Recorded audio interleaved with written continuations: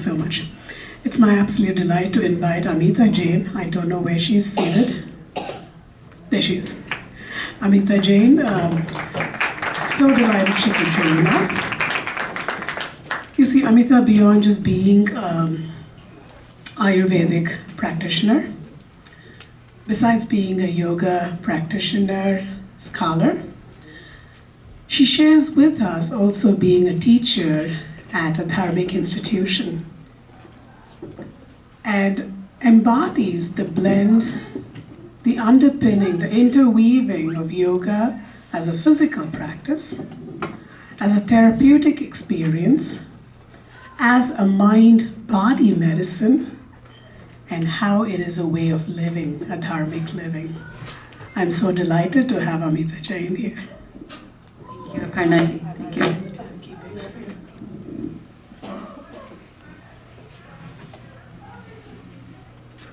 Hari Om, everybody. It's so nice to be here.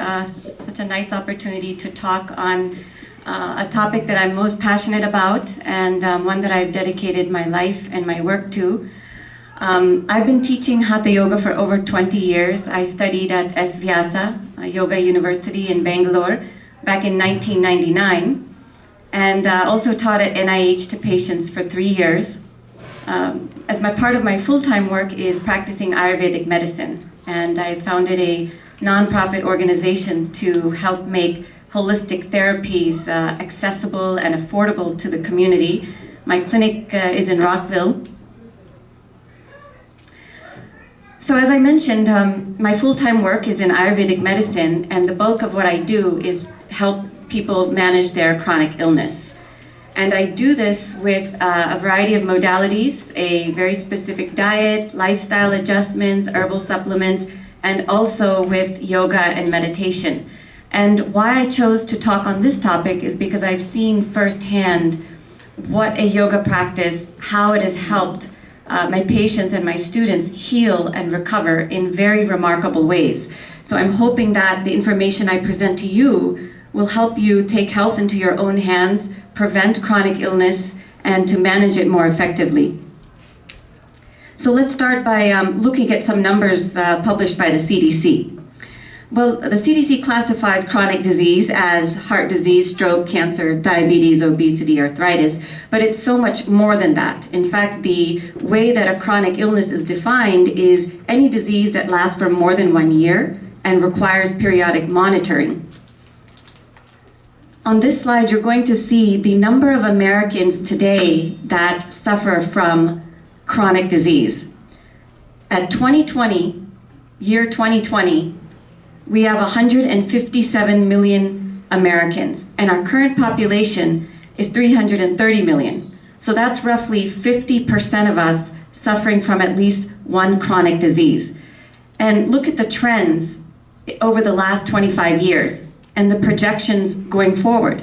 This is showing that as a population, we're getting sicker and sicker, even in spite of cutting-edge medical technology, stronger medications, and continued research in the medical field. So let's look at some of the common chronic illnesses known as lifestyle diseases. Dr. Tom gave a wonderful speech before me and talked about how hypertension is the #1 leading cause of death. Today, 32% of adults suffer from hypertension, 12% heart disease, 10% suffer from diabetes, 23% arthritis, 67% of us are overweight and obese. Not just in America, but globally. Have you all been recently to India and you've looked around at the changes in the population? I mean, when I was growing up, everybody was skinny. And that's not the case when I go back today. So these are general population numbers, but now let's look at our aging population because these numbers are even more astonishing. In older adults, hypertension reaches close to 60%. Cholesterol at 45%, and in aging adults, arthritis, coronary heart disease, and diabetes are at 30%. But what about the number of Americans who have more than one chronic condition? 18% of us have one chronic disease, 13% of us have two. 12% of Americans have 5 or more chronic diseases. And the reason is, once you have one, you're more likely to develop another one. And then it's just a vicious cycle. This study was produced by the Rand Corporation.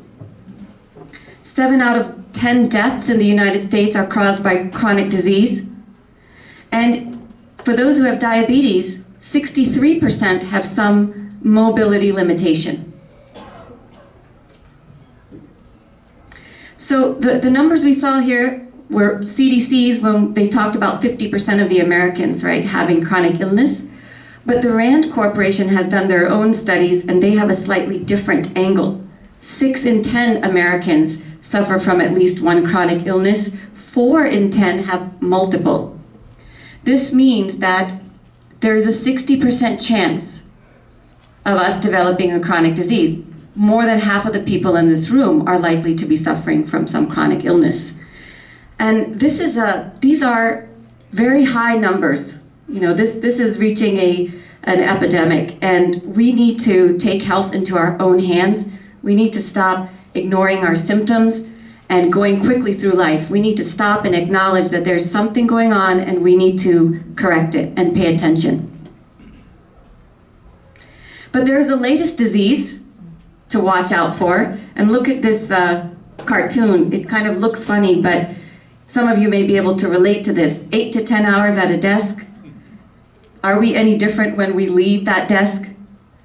And this is what is known as the sitting disease. But I don't really call it a sitting disease, I call it a sitting addiction. Because when we spend so much time in a chair, when we have to stand for half an hour, we become uncomfortable and we look for a place to sit down. You know, when I was growing up as a kid, I never saw my mom ever sit down. From morning, she was cooking breakfast, till nighttime. She never sat. The only time she would sit would be at a sewing machine to sew up our torn clothes or driving us somewhere in the car. But that's not how it is today. We don't have the lives of our grandparents and our parents. We sit in chairs all day, and new research shows here that 21 hours of our day are spent lying down or sitting in chairs.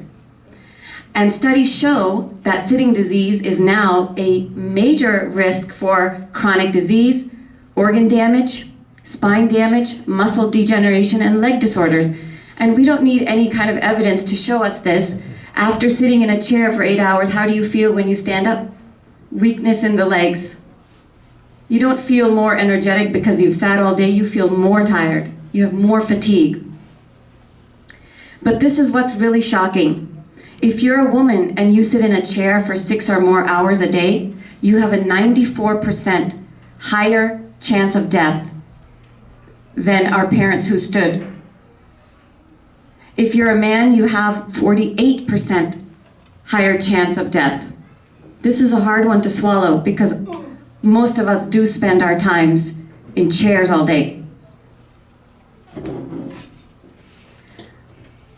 So we all are pretty familiar with the underlying causes of diseases. Lack of exercise, processed foods, lack of sleep, the sitting disease. And I think most of us in this room are pretty health conscious. You know, we take care of the foods that we're putting into our bodies. We step on the weighing scale every now and then, make sure our weight is in check. You know, we may get some movement in the day, or we have a gym membership and the intention to go to the gym and exercise. But what about the things that we can't control? The 8 to 10 hours in the office where we are subject to conditioned air, artificial light, radiation from the screens, our toxic bosses, and then free coffee and donuts all day in the kitchen. So what do we do about the things that we can't control so much?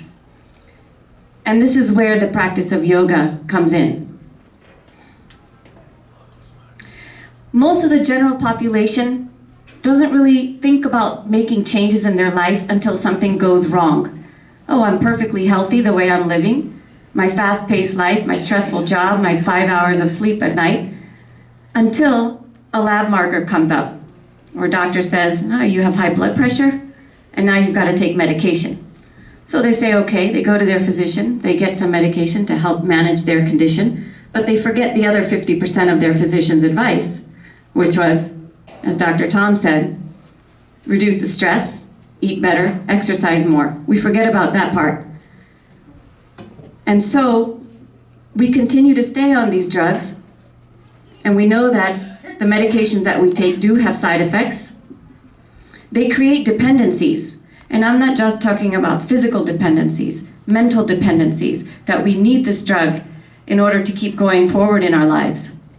It doesn't resolve the root cause. Well, why did you have high blood pressure? Why is your blood sugar up in the first place? These drugs are foreign to our bodies, and treating disease with drugs alone is not creating a healthier individual. Do any of you feel healthier after taking pills? No, you're just trying to get by. But what concerns me the most, and what I see most often in my clinic, is when patients tend to spend years and years on drugs, there's a mindset that perpetuates the disease, and that is that I am sick. Every time you put a pill into your mouth, your mind is reminding you that you're sick. I'm a diabetic, I need this medicine, I have arthritis, I need to avoid pain. And so you begin to fuel that disease. The disease stays alive, so then where's the hope for any recovery? You just go through life accepting that you're going to be sick. It's that negative mindset that leads to more of the chronic conditions. So this is the need of the hour. All of us need to pay attention to our health.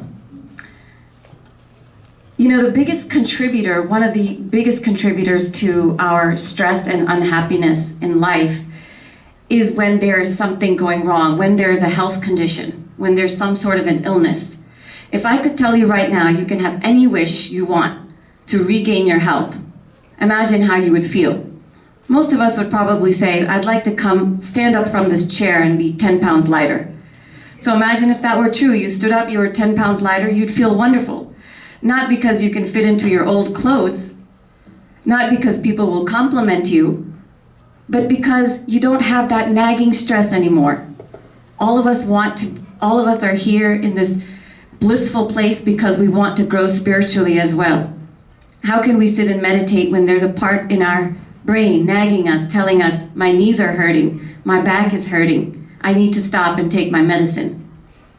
So when we heal, we have room to grow spiritually.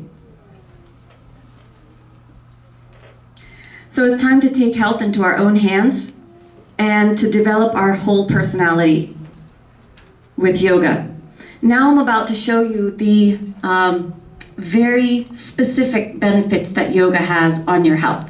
We've been hearing about them throughout this conference, but now I actually want to show you the exhaustive list. And all of these benefits come from published studies by one of them, IAYT, the International Association of Yoga Studies, and also at the university where I studied, SVyasa. They have been doing yoga research for 30 years. SVyasa is led by Dr. Nagendraji, who's lovingly known as Guruji, and I can confidently say that he's probably the most knowledgeable living person of the yogic sciences in the world today. So if any of you have an opportunity to be in his presence, to meet him, it would be an unforgettable experience. When I went to school in 1999, he was the one giving our classes. But now he consults the Prime Minister of India. He's probably too busy to be teaching the yoga classes. So here they are. Yoga helps stable the autonomic nervous system, pulse rate decreases, respiratory rate decreases, blood pressure decreases, EMG activity decreases, cardiovascular efficiency increases, vital capacity increases, gastrointestinal function normalizes, endocrine function normalizes, excretory functions improve, musculoskeletal flexibility improves, joint range of motion increases, spinal deformities improve, posture improves, strength and resiliency increase. I had a college young man come to my clinic a few weeks ago, and he wouldn't follow my Ayurvedic protocol because he said, I'm a student, I can't do your diet, I can't take these supplements on a regular basis, I have a very irregular life. I said, can you just give me 20 minutes a day? Don't do any of the diet, don't do anything else. He had chronic constipation. Sometimes he would go 7 days without having a bowel movement. So I just gave him 10 minutes. I just gave him 10 minutes of deep breathing, and I gave him 4 asanas to do. And in 30 minutes, there was a tremendous, in 30 days, there was a tremendous increase in his health. So in short of time, I am going to flip through these slides. These are case studies of role of yoga in hypertension, the benefits of yoga on fatigue, on osteoarthritis. A number of students come to my class on the first day, they can't sit on the floor. And after 3 months, not only are they sitting, they're doing 30 minutes of pranayama. Yoga on inflammation, lipid profiles, and yoga and diabetes. But perhaps the greatest benefit of yoga is on the mind and healing mental disturbances. We've all been hearing how yoga helps the mind, but I want to end by just 2 slides left here. Happiness is the most powerful medicine we can take for our healing. But don't just take our words for it. Look at this slide here. This is where emotions live in our bodies. The blue means that that part of the body has become completely deactivated, like a loss of power or loss of energy. So imagine when you're feeling depressed and you can't get through your day because you don't have energy in your body. When you have anxiety and fear and the stress hormones are flooding through your body, this is where all of that is living. Now look at love and happiness. Look at happiness. Your entire body heals and benefits from these emotions.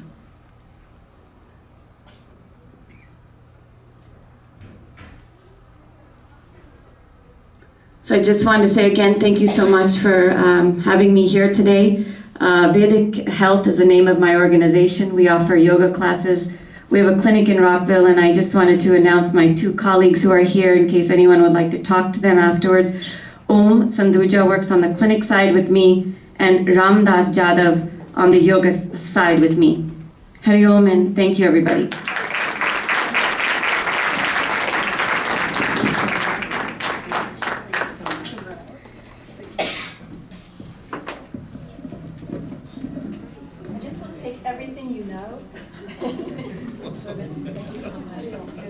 I think Stephanie is someone that both of us would like to have a part in welcoming.